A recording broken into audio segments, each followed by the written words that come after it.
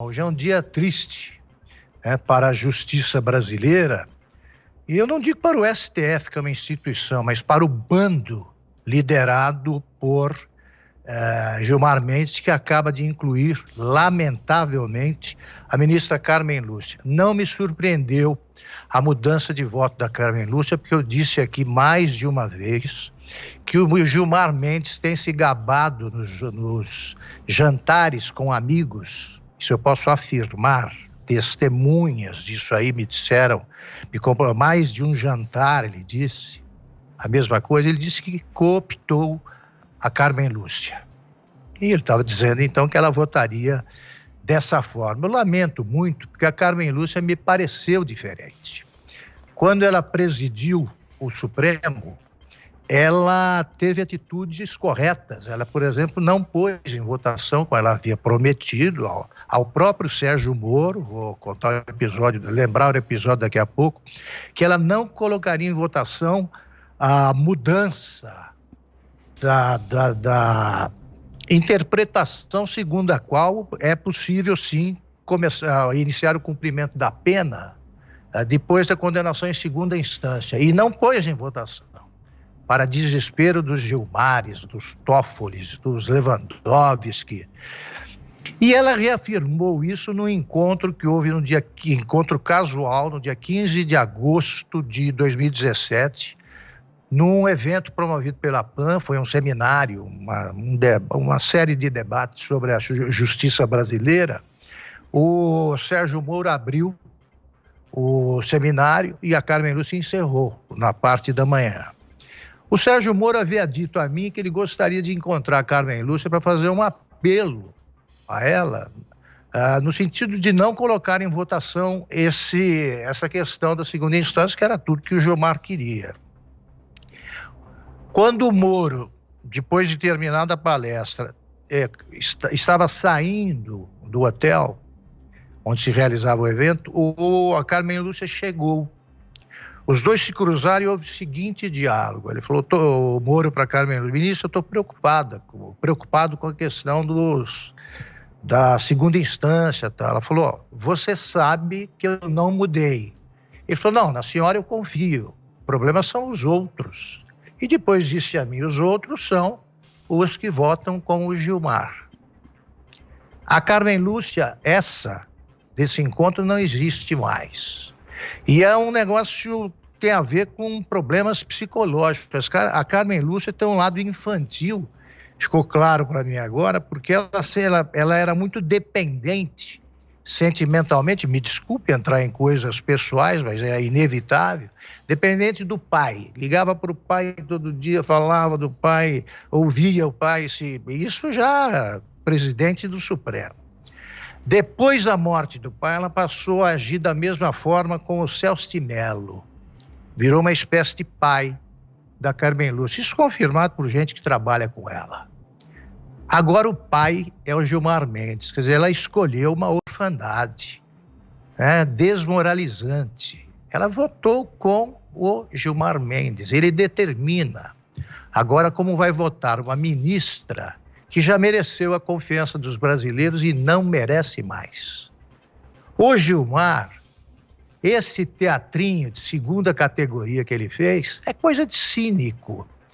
O bom é que na tela, na televisão, o rosto fala. E no caso dele fala mais especificamente o beiço. Eu me lembro de um ator chamado Victor Mature, que fez o papel de Sansão, no filme Sansão e Dalila, isso nos anos 50, 60, e eu brincava dizendo o seguinte, ele não precisava nem atuar, falavam por ele as sobrancelhas, ele movimentava para cima, estava expressando um sentimento, do lado era outro, então ele era a sobrancelha. O Gilmar é o beiço do cínico. Ele disse, não, independentemente do desfecho dessa discussão, desse debate, eu estou em paz. Tá, todo canalha fica em paz, com a própria consciência. Não tem consciência. Eu fico em paz porque eu disse isso, disse aquilo e tal. Ele sabia do resultado. Ele sabia do voto da Carmen Lúcia, que durante o seu pronunciamento lastimável também não conseguiu impedir que o rosto falasse. Ela tinha a palidez de quem sabe que está fazendo um papelão, tá? De quem foi induzida por um temperamento mais forte, por um temperamento dominante, a fazer uma coisa que ela sabe que é imoral.